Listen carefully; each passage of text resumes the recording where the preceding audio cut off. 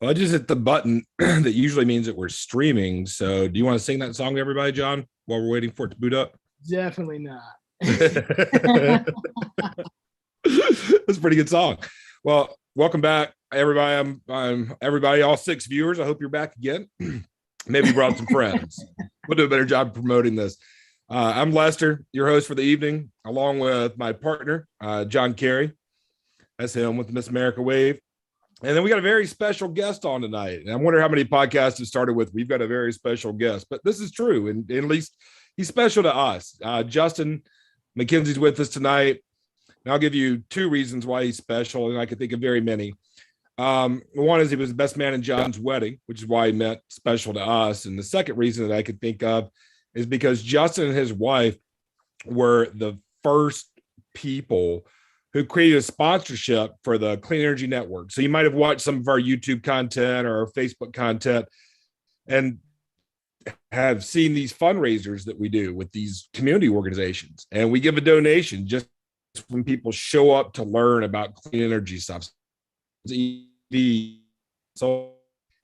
and to make that possible, and to keep prices as low as possible for people who would actually like to do it, we have sponsors. And Justin was the very first sponsor that made that possible and opened up a whole new possibility for a way to bring people. So he's a visionary. He's a very intelligent human being, smart enough to be able to work with a major oil company who will remain unnamed throughout the duration of this podcast. And we're glad to have you on tonight, Justin, because one of the things I learned late in my last career, and probably not very well, is that you don't have to be against something to be for something else. And it's kind of like that Buckminster Fuller quote: create something better instead of complaining about the current solution.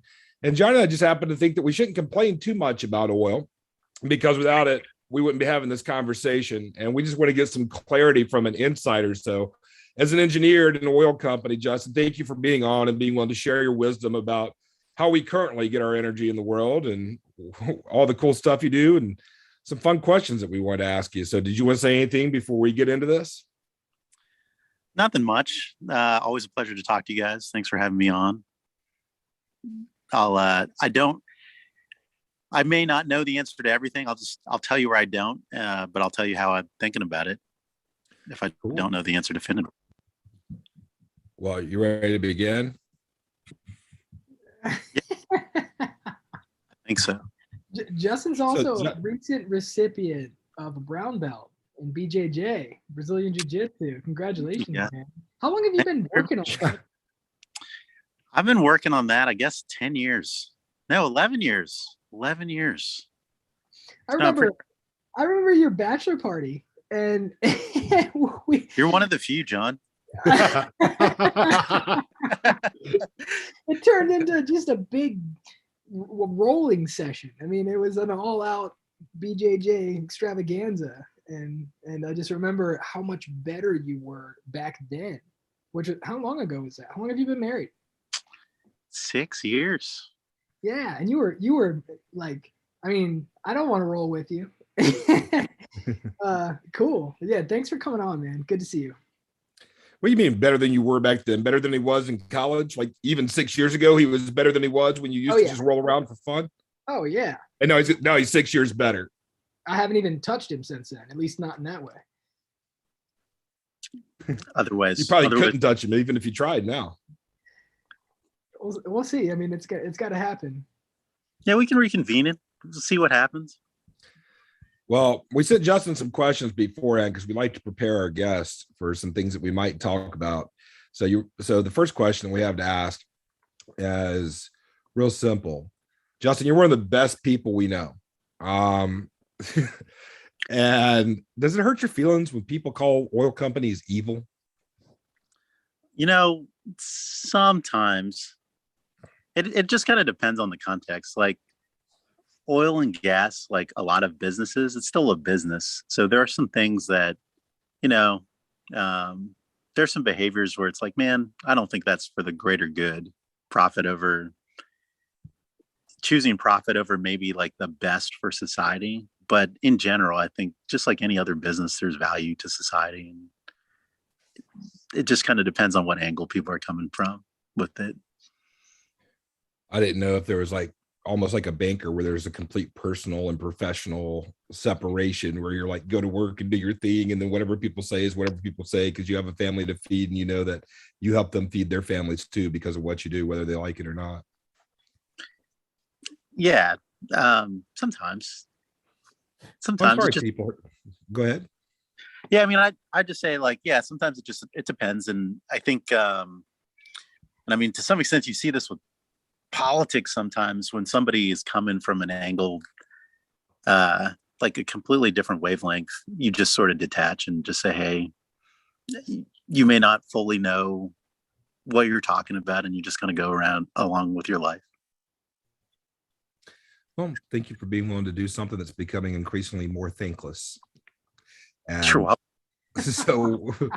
so whatever it is that people say, know that John and I love you anyway.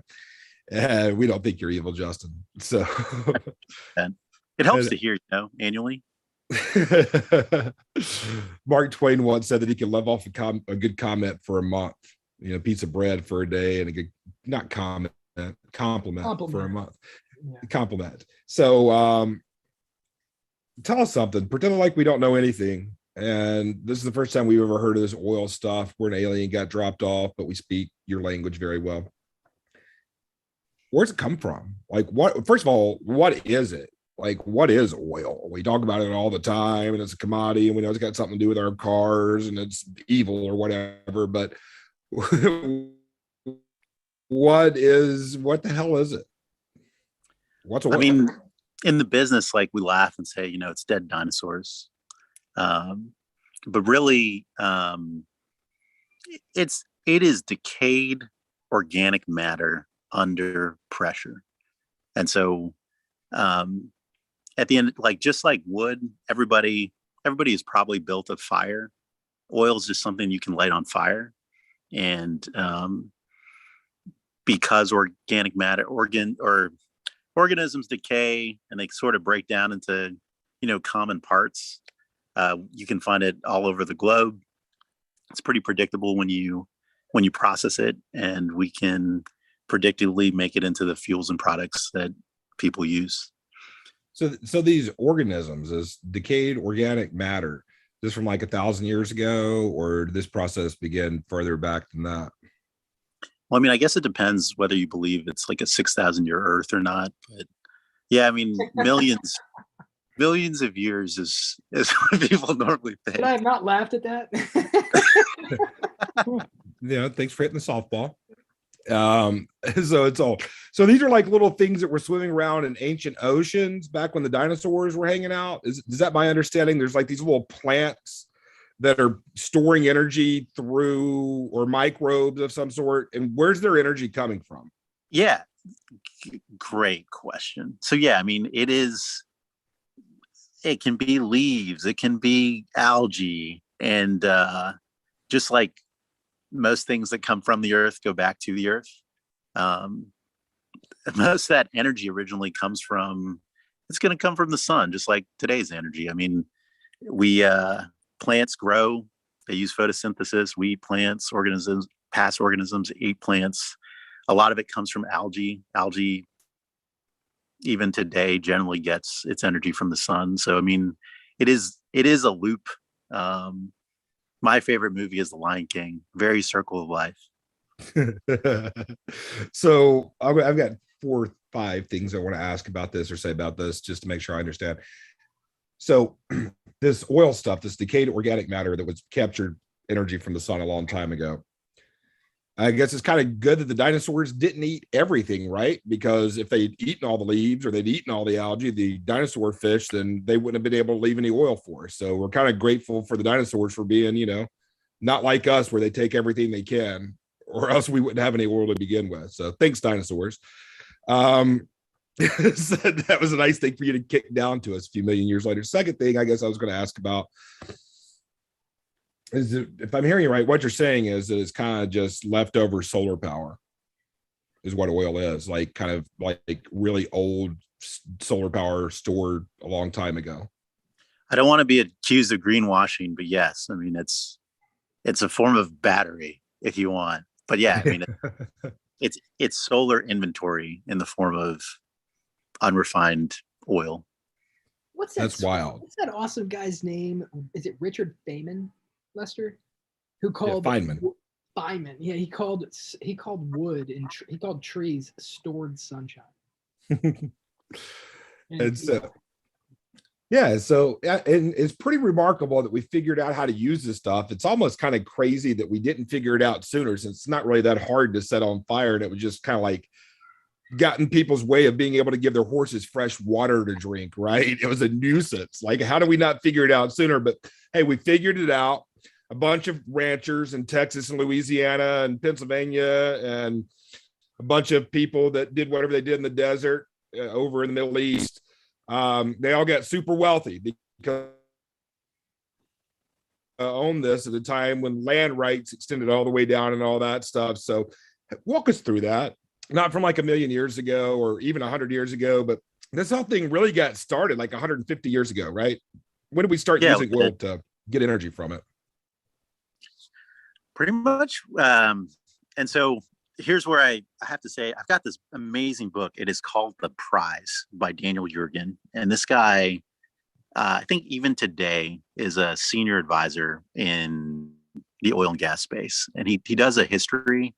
But what I will say is Lester's right. Pretty much around the time of the Industrial Revolution is when we first start thinking about using oil differently. That's exactly right. It might be Yergen, Daniel Yergin. But I guess the way to think, yes, I think so. And so, like Lester kind of alluded to, I mean, oil was a known. Just because it is old algae, organic matter, dinosaur bones, like there are spots in the world where like stored oil would seep to the surface, would get in the way of letting your horse drink. And so it was known. And for the most part, it came out, it was like kind of sticky, smelly, tarry. It was used in like home manufacturers, and it was used like people would like collect it and then sell it as like tinctures, which is wild to imagine. Please do not drink the oil. Please do not. Rainbow tincture. Yeah, that little film on the top of it. So around the Industrial Revolution, really, lots of people have heard sometime in school, like, hey, there were whalers. There was a whole profession of people who would go hunt whales to collect whale fat so that you could light it in your house to provide light at nighttime to keep society productive when the sun set. So somebody had the bright idea to find crude oil, boil it, and extract the exact right cut. That is today known as kerosene. And that basically replaced whale fat in this whole thing. But when it comes to like how we think about it today, if we wanted to start our own oil and gas company, not very popular right now, or if you're an existing company, it would start with some pretty smart people, geologists, most of which have advanced degrees, PhDs, to understand how Earth's tectonic plates are moving, as well as what do individual rock formations look like, and whether those rock formations are really good at capturing and storing algae and dinosaur bones based on kind of our known history. So you're looking at rocks that make a good bucket to store stuff. That's right. Very specialized knowledge to what those rocks look like. And so that's right. And I mean, bad rocks, often you can still have oil there, but they will have already released oil to the surface. So largely that stuff has been found. And so now you're looking for a particular kind of rock. Back in the day, 10 years ago, shale rock was impossible. People knew that oil existed in it, but it was so porous that it would take a lot of capital to develop the reservoir, so it was avoided. So step one is you find the right rock where oil is going to exist. Step two is they call it developing it. You develop the facilities and equipment that you use to punch a hole through that rock. So what are some of those things that you use? Tell us about some of the things, and then sorry to interrupt your story. I want to hear about punching the hole in the rock, but like what are some of the things it takes? All right. So you and John and I, we started an oil company. We've got plenty of money. Everybody says, of course, it's going to make money. Everybody uses oil. And you guys know some smart people, so you can put them together. And we got our smart person that found our buckets of rock. They found the right buckets. And so now we want to punch a hole, put a straw in it, suck it up. So tell us about the straws and all the stuff that has to be created for that and how that works. So some of the things I know about the straw. So, I mean, generally this stuff is under pressure. And so you're looking for a rock that is holding back. Like you can almost think about it as like a underground bladder. Yeah, bladder, water balloon. It's actually like you shook a beer and then you hit it with a knife and it goes spewing or something. Shook up beer, shook up Coke, and you've bottled it. Champagne bottle is basically what you're looking for. Got it. And so that rock's the cork. The rock is the cork, and so it starts with similar to a bottle of wine. It's like there's specialized drills that you use to go pop a hole through the cork. Before you do that, you want the infrastructure to have I'm just extending the analogy here, a non-porous straw to make sure that once you've popped into the reservoir, you're not leaking that oil out, both for the environment and, if you're a business, you want to collect as much of that as possible to get it to an end consumer. And so you've got the screw, you've got the straw. There's a bunch of safety equipment that you want to go along with that screw and straw. For those who are familiar with like Deepwater Horizon, there was a problem with the blowout equipment because the oil is under pressure.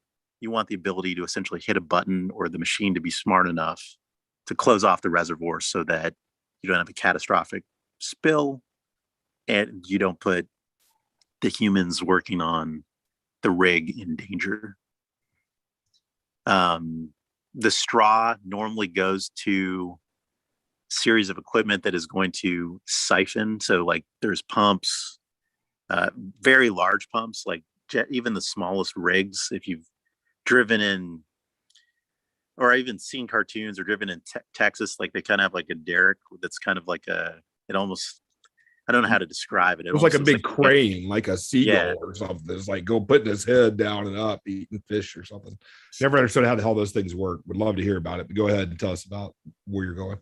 But essentially like that is a pump, and it just makes sure that because just like shaking up beer or Coke, I mean, once the gas escapes, you lose your motive force to extract the fluid. And so you want to have a pump or siphon on that. In fracking, they use different motive force. They use like hydraulic mud. So they essentially pump something in to push oil out. And so I'm sort of getting lost here, but the facilities can look very different, but essentially you want something to pop the hole, to siphon the oil off, to pump and store the oil that you're collecting. And then generally oil can be found everywhere. It can be found in the Gulf of Mexico, Arctic Circle, West Texas, Saudi Arabia, et cetera, et cetera. The end consumers are somewhere else. And so generally there is storage so you can collect it, and then very large pumps to transport it via pipeline or transport it via massive crude tanker ship. And in some really remote parts, they will just like truck in tanker cars. What's a massive tanker ship? How big is that? Like how many gallons? Or I know it's in barrels. A barrel's 42 gallons, right? A barrel is 42 gallons. The massive ones are 5 million barrels. So like 200 million gallons. 10, Doing my math right? It's a very 210 lot. million, I think, or something along those lines. 220, I don't know, whatever the math is, but it's a lot. Like that's a lot. Like that's how many gallons of gas would somebody use in their lifetime, I wonder. We can try to do mental math. Like, Yeah, that's math. That's how easy math. I can go play with the spreadsheet while you finish on your story, but I'd rather just listen to you talk. It's a lot. I just wonder if there's enough oil on one tanker to power one person for an entire life. And probably. One of those tankers, I think for sure. Like probably a small city. Very cool. Go ahead. But yeah, I mean, so you get the oil out of the ground. You were talking about mineral rights earlier, so you see this a lot. I mean, I guess in America, if you own land, you generally have the benefit of owning the area on the surface of the earth. And if you're one of the original owners, you often also own the mineral rights. And so that means anything that can be found under the land. So that can be oil, that can be gold. That stuff goes to the mineral rights owner. Sometimes the mineral rights owner is no longer the same as the landowner, which can make it complicated. But long story short, if oil is found on your property, and I think that's like the Beverly Hillbillies, like that's their story, right? Like, yeah, there's some food from the ground, gave him a bubbling crude. Yeah. I guess they own the mineral rights, and that's how they got like upgraded to a mansion. There is such thing as you living on the land and then somebody else owning the mineral rights, and so it's probably the worst case scenario. Because so if you own the land and somebody else owned the mineral rights and oil was found there, do they have the rights to come put like an oil sucker on your land, or do they have to buy some of your land like how does it work? Do mineral rights supersede land rights? Like I own some land, John owns the mineral rights. John, you discover oil. John wants to sell you the oil. What happens? That he can sell you the oil? If John is the mineral rights owner, then John can sell me the oil. Even if Lester does not want to have anybody on his property? In this case, yeah, like if say it's the land used to be John's family's land, but they retained the mineral rights but sold the land, I'm pretty sure that yes, they can still sell the oil. Now, the technology is such that like that straw can be a bendy straw. It's quite telescopy, so you might be able to punch a hole somewhere else, but sucking the oil out of the ground, it can be done at a distance, but that oil still would be John's own oil as the mineral rights owner. Is how I understand. I have to get Sam Smith on here to tell us about mineral rights. He did it for like 4 or 5 years, so I won't make you go too deeply in that. But do you think that do mineral rights go to just the center of the earth, or do they go all the way down to just under China's top level? That's a really good question. I'm not certain. I think it would stop at the core, personally. But and if you own air rights, do you know if it happens to include like any planet that might be found in the future and all the minerals that planet would have on it? If it's air rights, just above that square.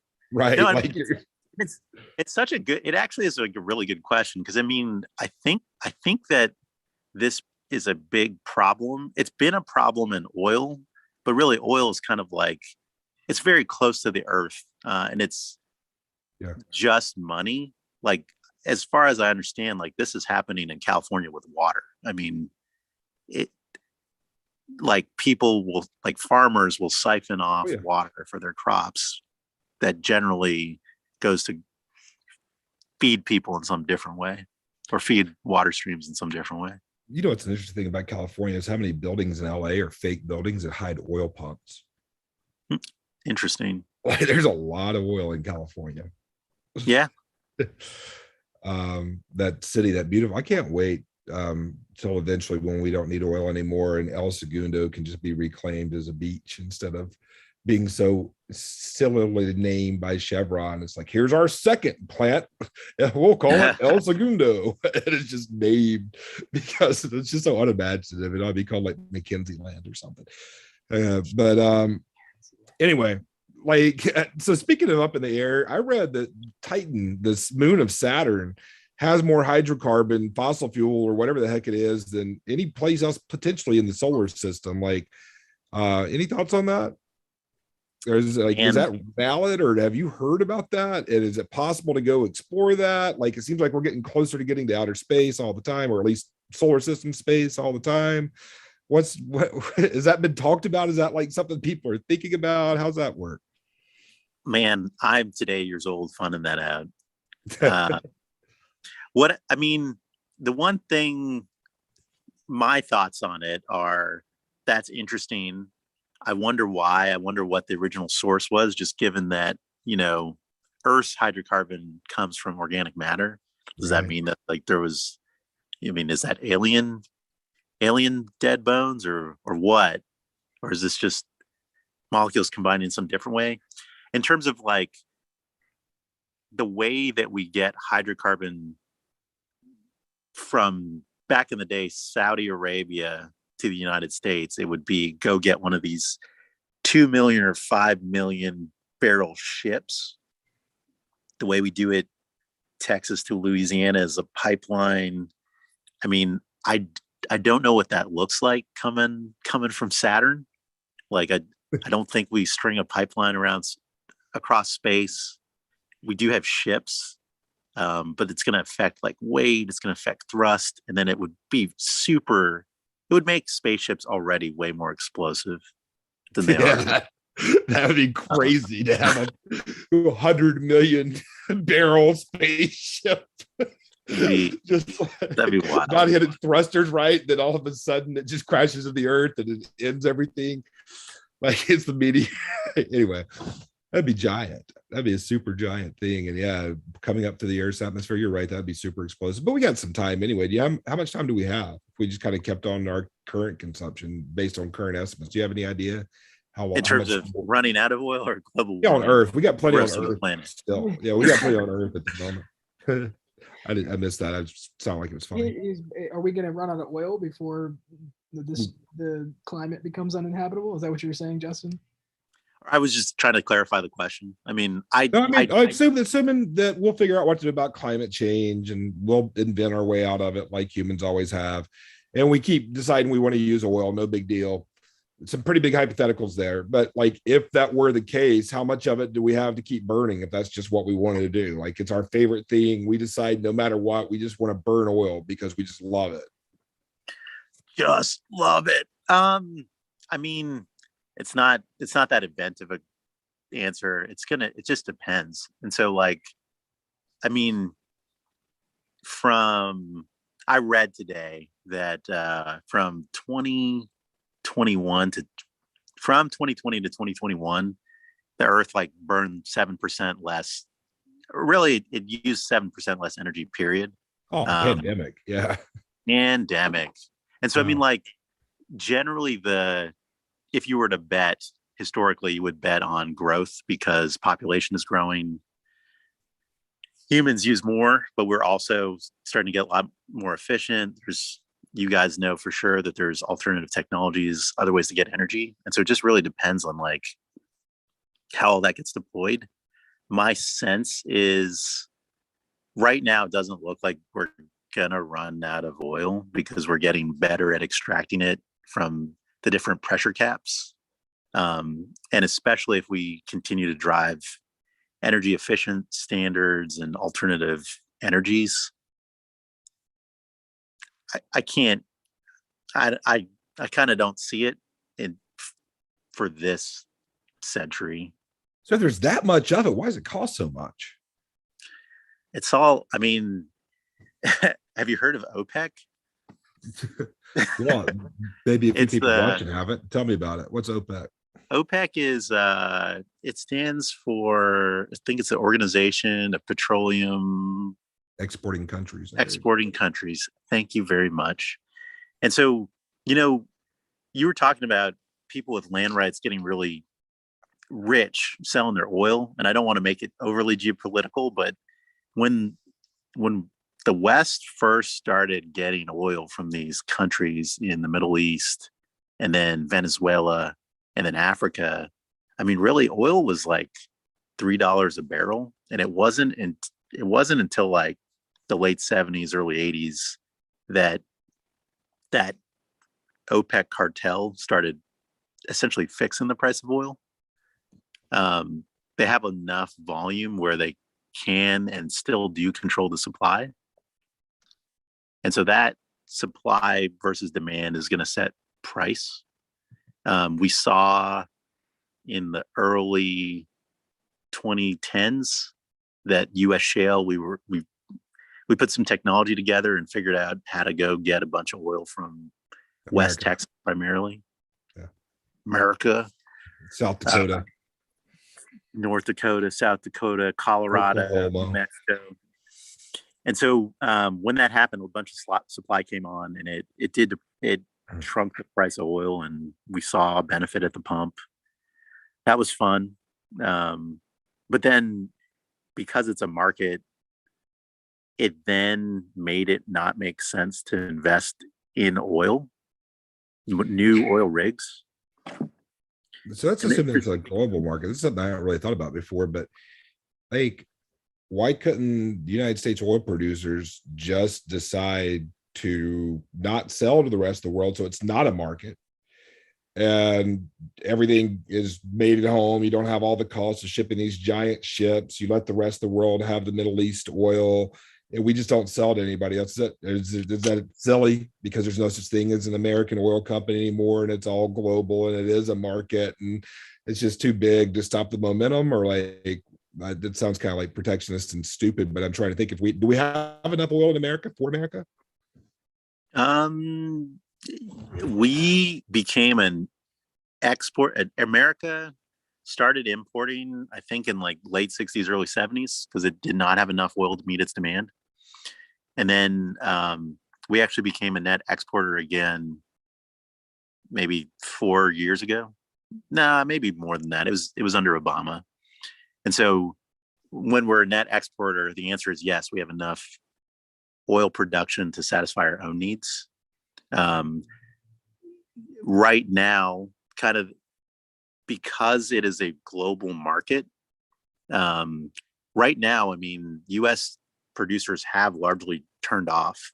And I think it's because, it doesn't make sense to spend $1 billion of capital if spending that $1 billion of capital lowers the price of oil $5 per barrel. And so, ironically, I mean, if you watch politics today, I think there's a little bit of a political football. Everybody is freaking out about inflation. People are freaking out about how high gas prices are going. And I mean, the reality is, like, the supply exists to turn on more crude oil and turn on more gasoline production.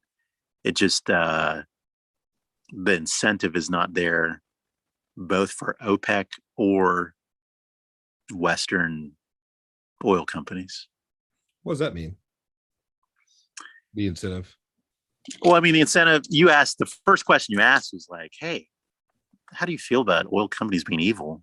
Yeah. I mean, I think you just said they're a company. Again, a company's supposed to make profit. So there's just not enough money in it basically to turn it on, because the amount you would earn would not be equal to this, just a basic supply and demand question. If you turn more on, it's going to drop the price to the point where it's not going to be worth it to turn more on. Yep.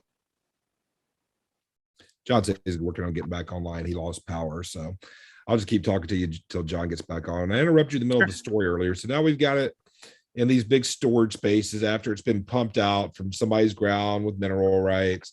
And now it's in a giant storage tank. Let's stay stateside for a second. I don't want to know how it gets in those big those ships, I guess just giant pumps. But it gets in one of those ships, or it gets in a pipeline, and you can't just put crude oil, even what's it called, Brent sweet light crude, the best kind, or whatever. West sweet intermediate. Yeah, you can't.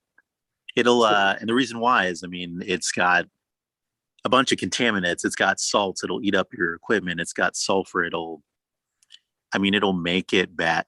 It'll make it bad for you operating the car and all your neighbors and your whole community. And so you want to get all the yuckies out. or most of the yuckies have. Oh, so those little plants that died carried some nasty stuff with them too in their deathbed. So you got to get all that stuff out before we necromance these little dead plants back into providing energy for the human race again. It's kind of like necromancy, it's raising something from the dead almost. It's like necromancy. What I'll say is, just to get a closer analogy, because I mean, we live around algae and we live around microbiomes, and we're organisms ourselves. If you've ever farted, it doesn't always smell great. If you've ever smelled a sewer, it doesn't smell great. And I mean, essentially, crude oil is the organic version of that sewer water. I mean, it's materials that have decomposed, and you can light them on fire and they're going to provide energy. But I mean, it's stuff that has decayed. So yeah, I mean, it's full of sulfur. It's going to smell. It's full of nitrogen. It's got salts. It's got all sorts of stuff that you're not going to want to put in a machine like your car and still expect that car to. What does it do to pipelines? Do the pipelines have special coating where the stuff isn't corrosive, or is that why pipelines always need to be replenished or refurbished, or how's that work? Because we got pipelines out. What's that like? It's a great question. So two things. I mean, one, it does corrode pipelines, and I had a job where I worked a lot around pipelines. A lot of what corrodes pipelines is, it's probably three things. It's the crude itself. So we're talking about contaminants, but actually that is not the most corrosive thing in a pipeline. The most corrosive thing is the water that exists. If you've ever flowed something that's two different phases, because oil floats on top of water. And so if I have a pump, or if salad dressing is one of these situations where you got vinegar, which is like water, and you got oil, and you shake it up and it kind of mixes up. But over time, the oil stuff is going to settle on the water stuff, on the vinegar. Like Italian dressing.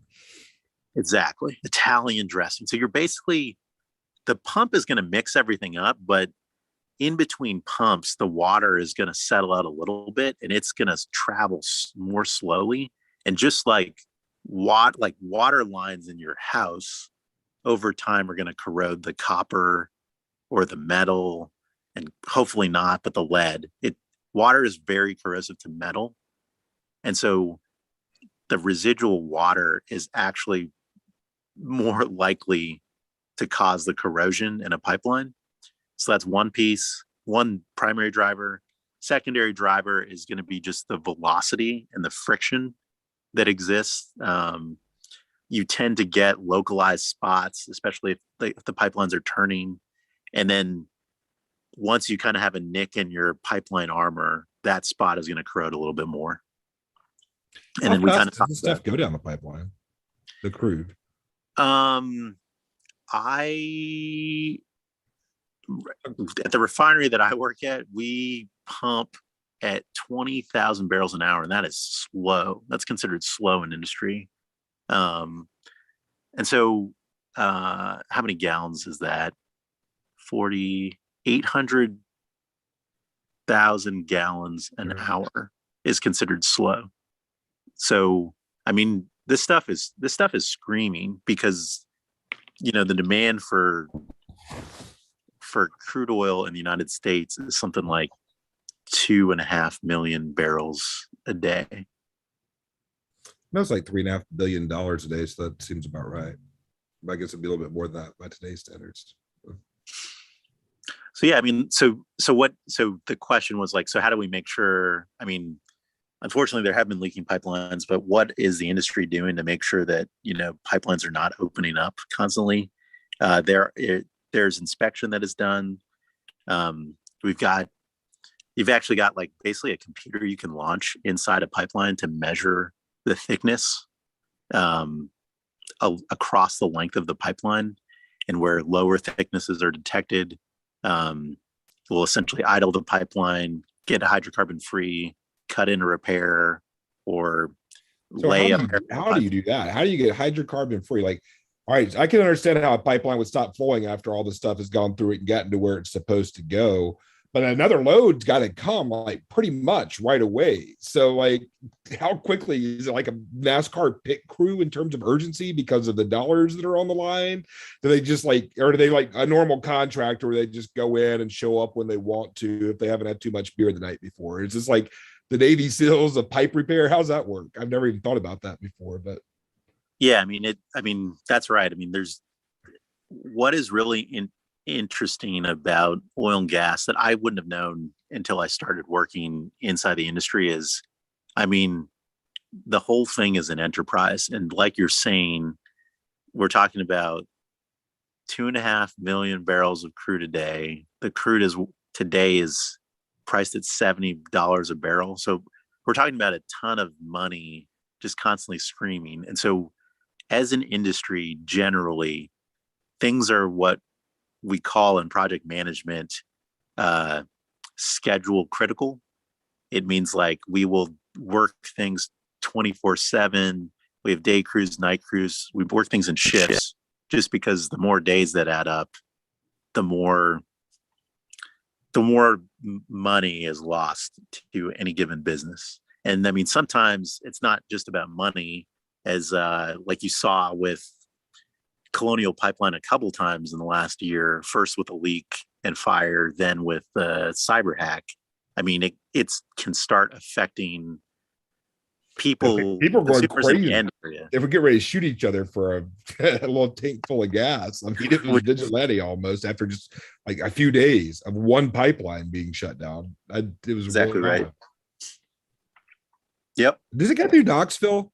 Because I think I see a big reserve that says Colonial Pipeline. Are those giant white holding containers just oil? Yep. Is it oil that's already been refined? So, because right now we just made it to the refinery. What happens at the refinery? You get the sulfur out and you get the salts out so it doesn't corrode your motor or your vehicles and it's usable. But like, what all kind of things do you suck out of the crude oil and in what proportion? So, all right, we got the impurities out. Can you do anything with the impurities? Do you sell the salt?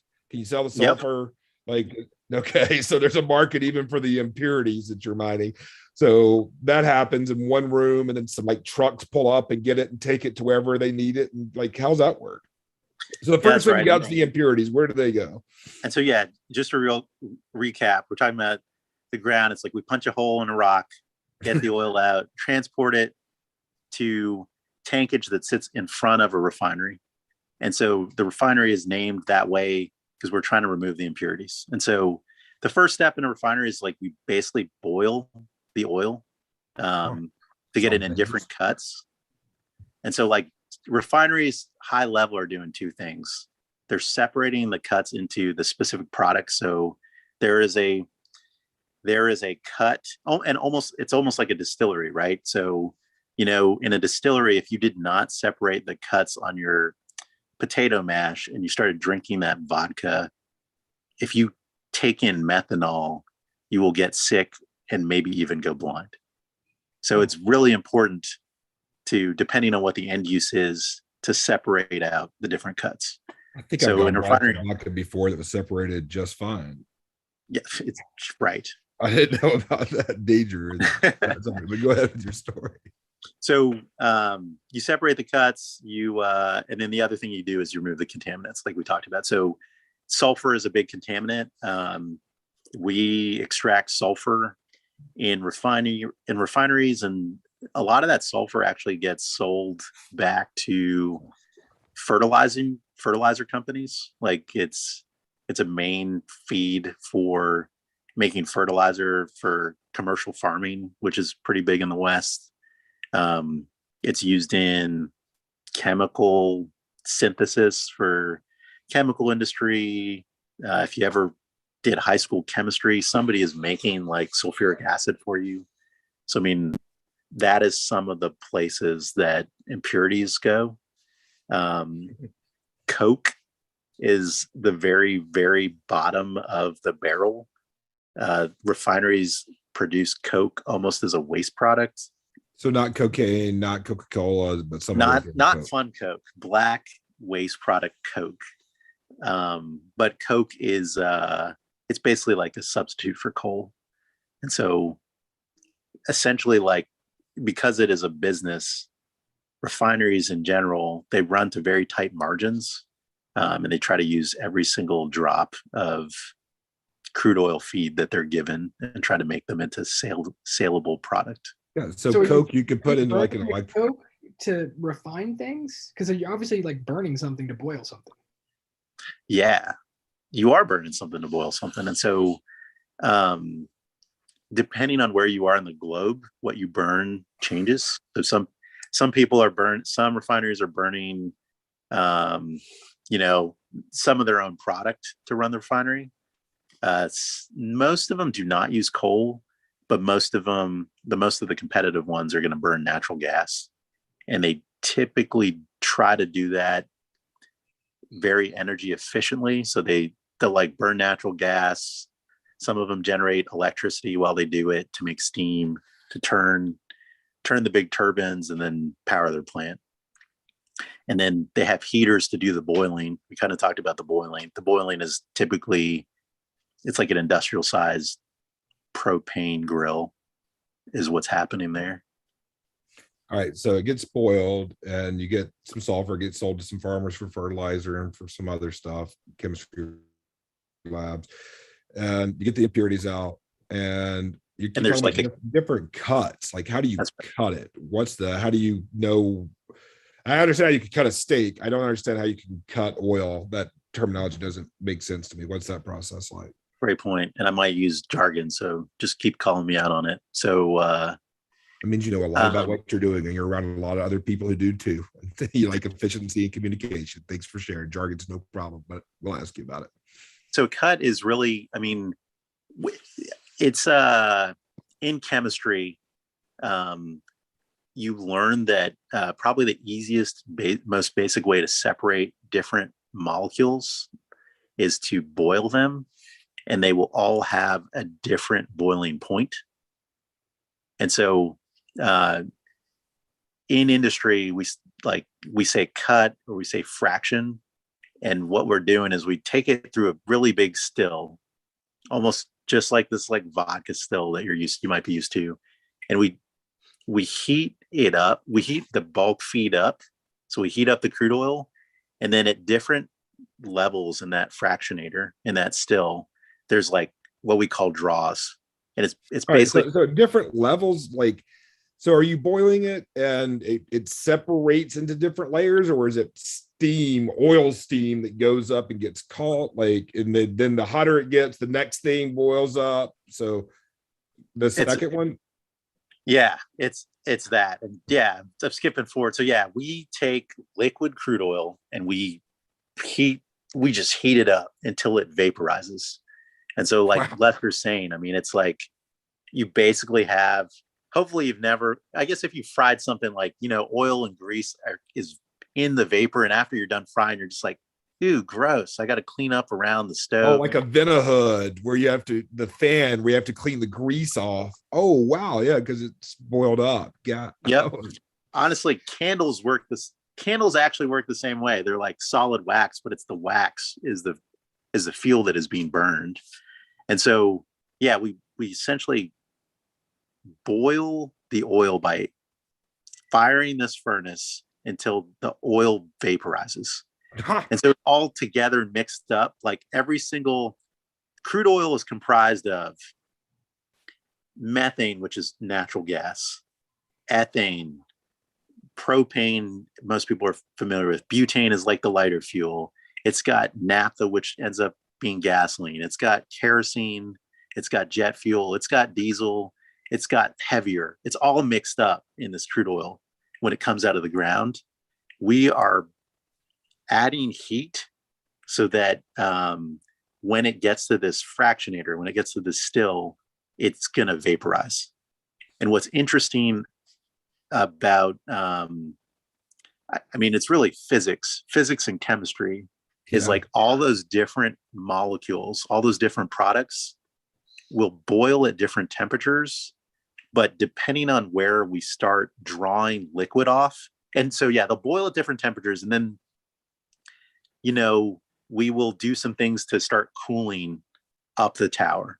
And so like, and I guess I didn't say this still is, it's probably the I one. don't know if people are familiar with stills, Justin. Like there's maybe some hillbillies are, but what's the concept behind a still? It is at the plant I work at, it's not even the biggest in the world, but it's like a 40-foot in diameter drum.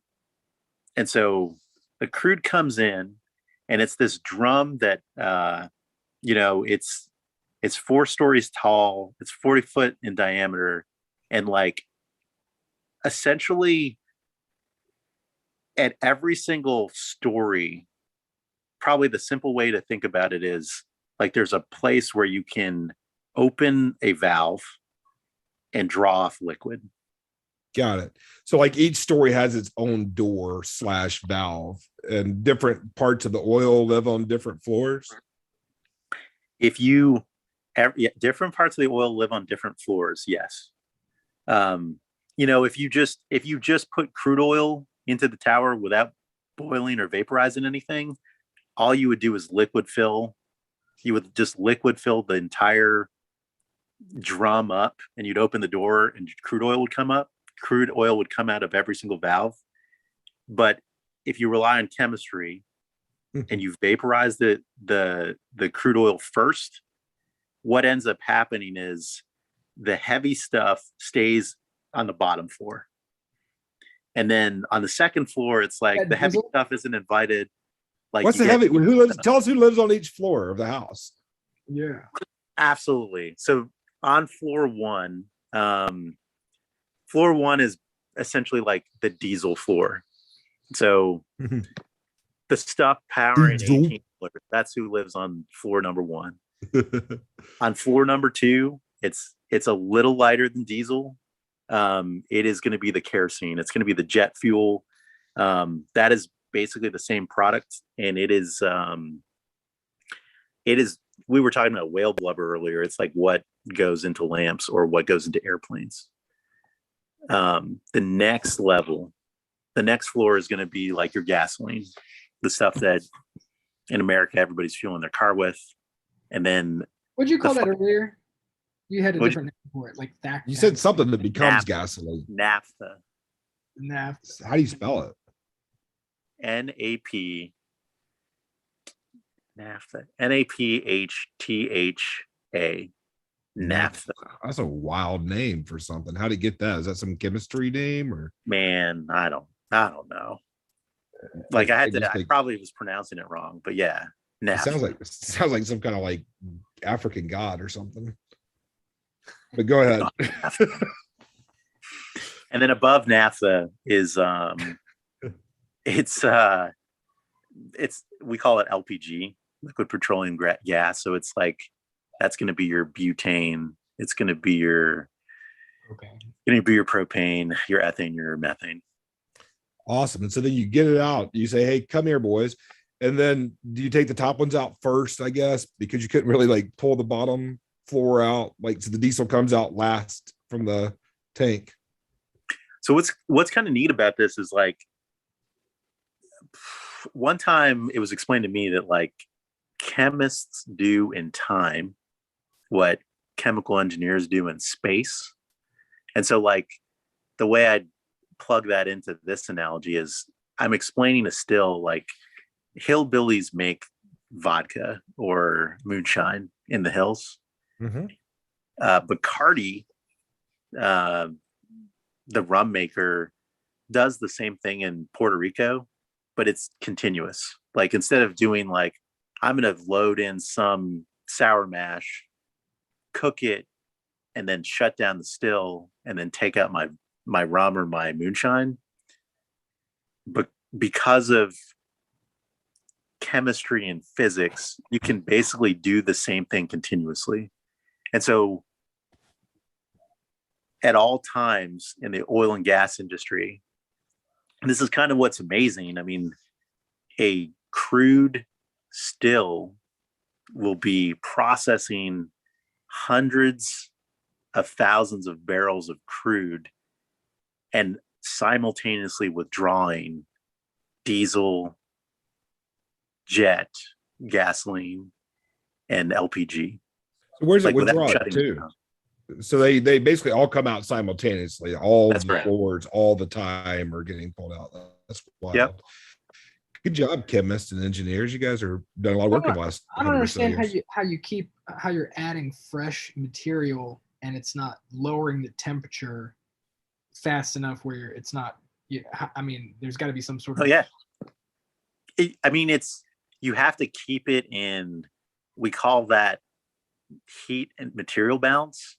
But yeah, you have to make sure that the same amount of heat is essentially going in. And then when you withdraw the products, they are also carrying heat away. And so, yeah, I mean, that is the magic. But essentially, like if you get one of these operations steady, you can basically put a barrel in while taking a barrel out. No problem. Sounds like a modern miracle. Like, I mean, it sounds like an engineering marvel. So you put in, because you still have to keep it in material balance. You put in 4 barrels of crude and you're able to take out the equivalent of a barrel of LPG, a barrel of naphtha, barrel of jet, barrel of diesel. Is it typically in 4 equal parts on average? Every crude has a different yield percentage, but like that's the way to think about it. But every crude is just a little bit different. But if it would normally like an even split normally with variance, kind of like there's different isotopes of atoms, but ultimately talking about the same thing. Yep. Like gold 137 or whatever it is. You're not thinking about the stuff that turns to mercury. Or 47. I don't know what gold is, but you guys get the idea. So all right, so now we got it in the steel and we're sucking it out. And then what happens? Like, so does it get sucked out to a truck or does it get? So we kind of talked about two. So really the first step is you put it in the different cohorts, the different fractions, the different cuts. Then you remove all the contaminants. And then normally at the same time, you are doing the things that make it product. And so diesel and jet fuels it's actually pretty easy to make that product. It's you distill it, you remove the sulfur and you remove the nitrogen, and then pretty much you put it in a tank and you sell it. Is that why diesel used to be a lot less expensive than gas? Because a long time ago it was, I remember, like diesel was significantly less. Now it's not necessarily that way, but because it costs less processing to get it done. I know along those lines. I mean, it used to also have different specifications. Like diesel used to be allowed to have much more sulfur, and then it sort of flipped. Diesel until recently was significantly cleaner than gasoline and jet, and now the sulfur standards are closer to diesel for all the other products. So there probably is some part processing costs, Lester, and then the other part is just demand. Yeah. Is there more diesel or gas demand? Because there's a lot of 18-wheelers that use don't get very good miles per the gallon. A lot of big farm machinery that don't get very big miles per gallon. They suck it down, and there's a lot more cars. But what's the leader right now? What do we use the most of? In the United States, I'm not sure. I would say worldwide, diesel is the winner. The United States, Canada, and Mexico are probably the only segment of the population that primarily uses gasoline for personal vehicles. Almost everybody else is using diesel for personal vehicles. And then, like you're talking about, the commercial part of transportation is largely diesel. Like even now, ships, trains, and 18-wheelers are kind of all using diesel. And then planes, of course, are using jet fuel, which is on the second floor versus the first floor. So why does diesel ignite under pressure and gas ignites with an open spark or flame? It's the different properties of the material. And so gasoline has gasoline, like, have you guys ever played or have you guys ever played with diesel and like try to Yes, throw like into this is it? why I'm asking. Growing up on a farm, like it's fun to play with diesel. Like you can light it, but it lights slowly. It's kind of like lighting motor oil or something. And you want to see somebody go crazy. Watch what happens when you think that you pour diesel on something that you're trying to set on fire and you accidentally put gas on it. And I've seen a lot of people end up in pretty bad situations from that mistake. Yep. So And yes, so play with diesel. Go the ahead. rule What were you gonna say? sounds like you are experienced. I mean, the rule of hydrocarbon is actually like the thing that ignites is never actually the liquid, it's the vapor above the liquid. Huh. And so gasoline is constantly emitting vapors for ignition, and that's why it tends to be more odorous than diesel. Like you can, I mean, like in the sun on a summer day, if you're watching gasoline and looking at the shadows, like you can see kind of the ripples coming off of gasoline. Right. It's constantly emitting vapor, and it's that vapor that's readily igniting. So because there's always vapor there, you can hit a spark and then your engine or a match above gasoline is going to be a fire. Diesel, on the other hand, is not. It's considered, where gasoline is considered flammable, diesel is combustible. What that means is you have to heat the material enough to generate enough vapor. And so the way the diesel engine works is you essentially are using like heat of compression to heat the diesel to a temperature where it automatically combusts. Like that automatic combustion temperature is a lot lower than gasoline. And I'm kind of getting technical, but Yeah, like, yeah, but you're losing everybody now, so I get it. I can look it up on Wikipedia if I want to know more. Thank you.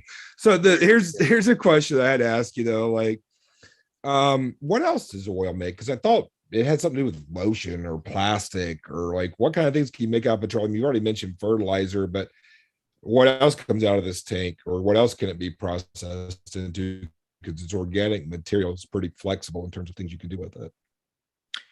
Yeah, the most of the plastic industry is petroleum derived, and so you're going to take ethane, propane, butane. Those make a lot of your plastics. Oh. And then your specialty plastics actually get made by taking, we were talking about naphtha, taking naphtha into a chemical processing unit as well. And so, yes,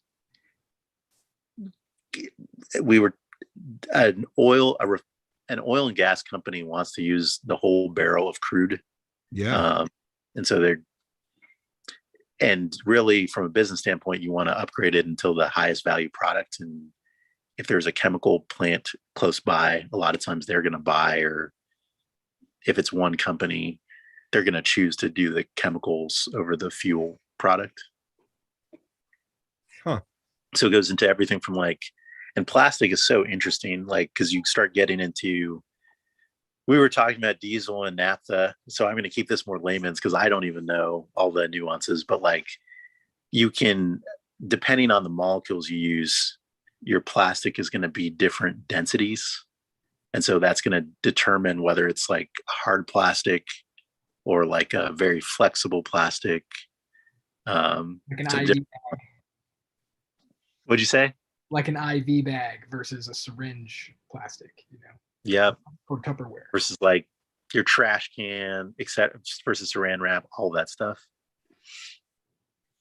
Wow, well, that's really interesting stuff. So basically it's fertilizers, plastics, sometimes some coke to set on fire for whoever needs it. This is like a coal substitute.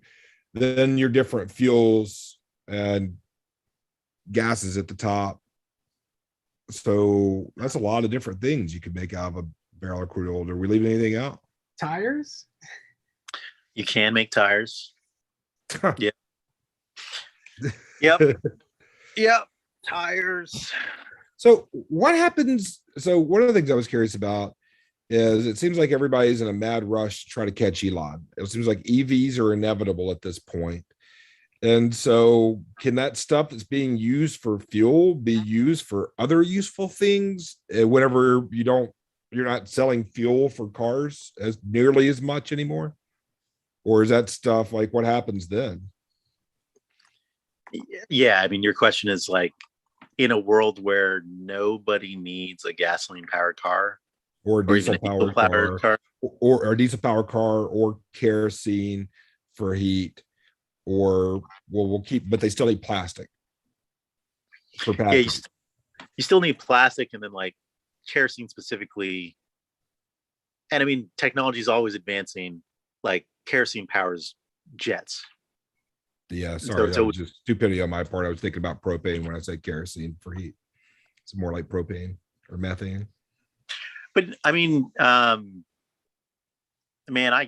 I just was in California and I drove like I mean, it was a hybrid. It wasn't fully electric. It was like the Ionic Q recommended. It's sips on gas. It was pretty cool.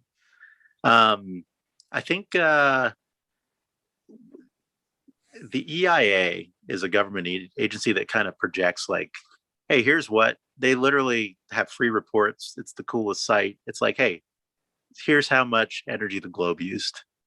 And it's something like, I think it fell in 2020, but it's like 100 quadrillion British thermal units, which is something like 30 trillion kilowatt hours is how much the planet uses in the form of energy.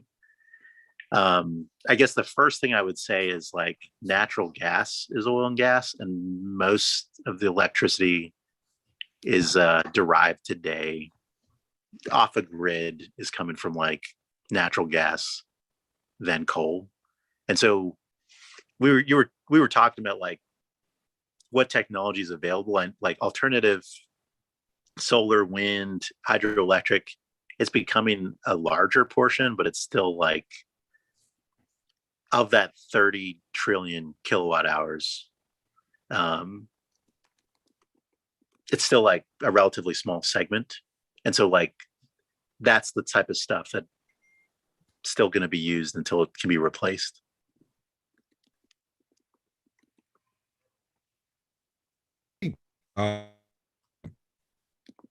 Use the two parties, and it's the end of my internet connection unstable. The word third party kind of keeps the idea of parties in place politically. You think the word alternative energy keeps the something normal and safe, because people don't like change. You know, that's psychological biases to cause people to just want to kind of keep on going on and to reduce risk and all sorts of things.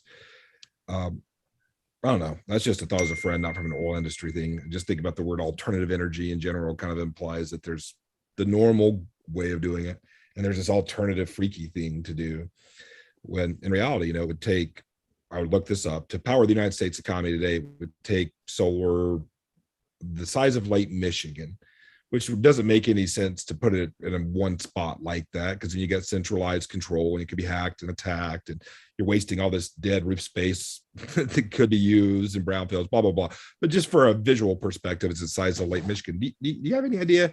Like, that's a lot of infrastructure you just described, from like refineries to oil fields to pipeline easements. Like, do you know how much property the oil industry uses currently? Like, or like just in America, how much land is owned by the oil companies? Man, I don't, but like I feel really confident that it is bigger than the size of Lake Michigan. Like, it would seem like that to me too. That'd be a fun thing to look up. Someday we'll have somebody like, you know, a Jamie on Joe Rogan to look facts up as we go, and it'll be a lot more fun, and we'll invite you back then and have a better conversation. Sorry for making you answer questions that could be answered on Wikipedia. So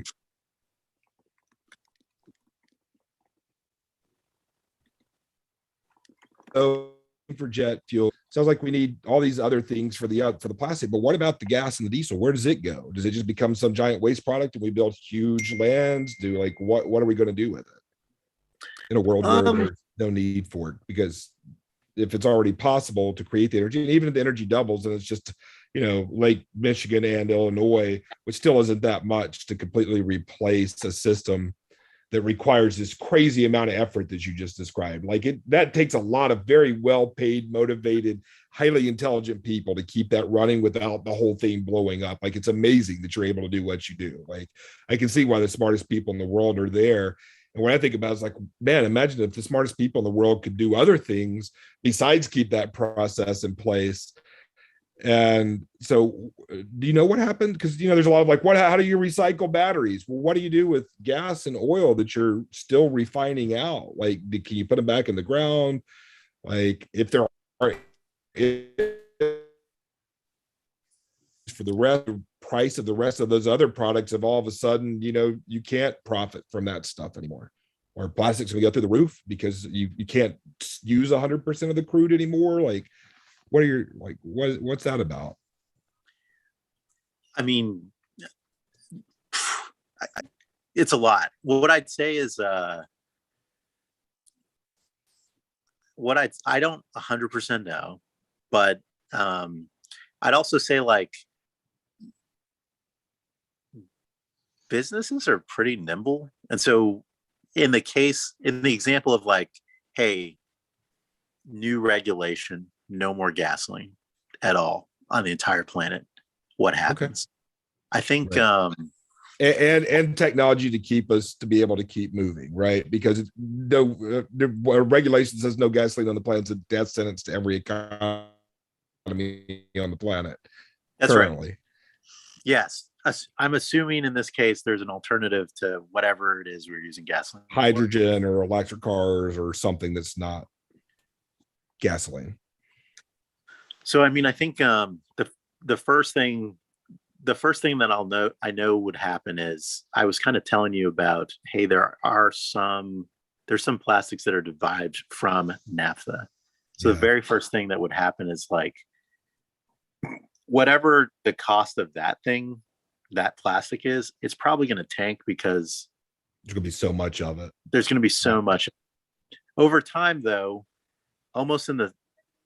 we were kind of talking about it's almost this chicken and the egg market dynamic with oil prices and producing in the US.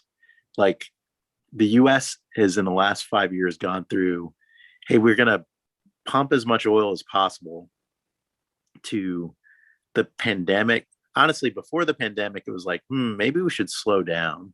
We're not getting the return that we should be getting because there's so much supply, to the pandemic where people are going out of business, to now where it's the shareholders, which I couldn't help but roll my eyes. The shareholders are saying, hey, I do want a really good return. And it seems to me because you guys go pump, the price of oil falls and then I don't get a return on my dollar. I don't want you building anything to pump. I think that there's always going to be that dynamic. And so if, Thanos, or the gasoline equivalent version of Thanos, snapped his fingers and said, hey, no more gasoline, the first thing that's going to happen is market disruption. Then there's going to be people who go out of business because, their entire business did rely on a certain amount of naphtha getting sold. Some players are going to, oh, that's actually perfect. My crude yields are just the right amount of naphtha to go into plastics. I'll keep making LPG, the small amount of naphtha, kerosene, and diesel. As you keep snapping your fingers and eliminate products. You make plastics with kerosene and diesel? I think it's not what would be chosen because it's a little bit harder to do. But I mean, the answer is yes. There are companies that make plastic with straight crude oil. So I mean, so basically just all the oil becomes plastic, and then you got a whole different set of issues. But hey, that's yes, we do. As far as there are oceans and rivers and So really, maybe I just leave the crap in the ground, maybe, and figure out some different alternatives. But in the meantime, there is something we can do. I was really worried for a second there that we were just like, what the heck are we going to do with all this stuff? There's also didn't even some mean to go down that path. Thanks for answering. Yeah, there's also plant-derived plastics as well. They all have different properties, and so the question is going to be like, what are the properties of the plastics that society needs, and are there alternatives to the petrol produced ones? And I think, I mean, I think there are such thing as doing things too quickly in terms of how it impacts people's quality of life, because it's so tied to the cost of things and how people's household budgets are. But I mean, I do think like in the long term, if governments got together and drove a sensible solution, I mean, the industry would adapt and people would adapt. But you have to wait for the government to tell you to do it. And if you can kind of have the government not tell you to do things because, you kind of influence policymakers and decisions, and you can put off when can have that done. I know you don't have anything to do with that part of your company, but that's an interesting game. It is. They say, and I mean, I think it's outside. It exists even outside like oil and gas. But they say that, like, to me, the sad part is, and I was rolling my eyes on shareholders. It's like when you only do what's best on paper, like that, the incentives to lobby are so much higher than the incentives to invest in R&D and actual idea materialization. Like a dollar that's invested, quote unquote, into lobbying goes much further for the average American company. And that's oil and gas, that's banking, that's, I think, all industries than a dollar placed in any other location. And to me, I'm going political, but I mean, that's something that in our politics that needs to be fixed if we want to keep doing the right things. Way too good of an ROI to not do it if you're making decisions in that ROI way. Yep. What about so I have a couple questions about, you're an engineer. I don't want to steer too, like, I don't want to steal you for too much longer because I know you've got a family. But as far as I'm enjoying the what's that, John? I've got like 7 people downstairs that have been waiting for me, and waiting for you. Yeah, I know, and I hate to bow out of this because it's a ton of Christmas time. We'll just ask Justin. Pick it up a different time. Yeah, we can have round 2 next week and just get back to these other things then if you want to. You want to come back so we don't have to find another guest on Tuesday? Yeah, man, that's cool. Cool. Yeah, we'd love to have you. Are you still working 80 hours a week? Man, no, and it's glorious. Nice. Here's a question I have to ask, just a little Scroogey, anti-Scroogey question since we're around the holidays. What do you wish more people, we'll just end on this one. What do you wish more people knew about people who work at oil companies? Because there's oil companies, but then there are people who actually work there. What do you wish they knew about y'all so they could see you more as humans? So when the eco-terrorism starts, you don't get blown up. No, that's a good, I mean, we're people, we have families. And in large part, we work in a really high hazard business. I mean, like, we literally pump things around that can explode. I think part of the compensation comes from that, but I mean, that doesn't take away that we're putting a lot on the line to do that. And so we don't need to be called heroes or anything, but it can be kind of hurtful when people who like showed up to tell you you're evil drove in like a gasoline powered tell you you're evil. Like, it's like kids screaming at their parents who are paying their rent and giving them food. Yeah. It's like, you're so bad, Mom and Dad. I'm going to go get something out of the fridge now and go to my room. You're terrible. We're grateful. We're grateful for you, Justin, and what you and oil and gas companies make possible for us, for sure. Yeah. So thank you. This is gratitude. You guys, I mean, our podcast or whatever show is about abundant energy. And compared to the 1800s, you've created super abundant energy for the human race. And thanks for all the people and all the minds have given so much energy to figure out how to do it in a way where we can afford it, have more and more of it, to do more and more connecting so we can create and share things that are useful. It'll be fun to be back with you next week. Anything else you want to say before we hop off and you go spend some time with the beautiful family of yours, both of you? Hey, thanks for the thanks. And I appreciate you guys. I mean, I think that you're talking about the future, and I do think we'd all be better if we really hyper analyzed where we were getting our energy from.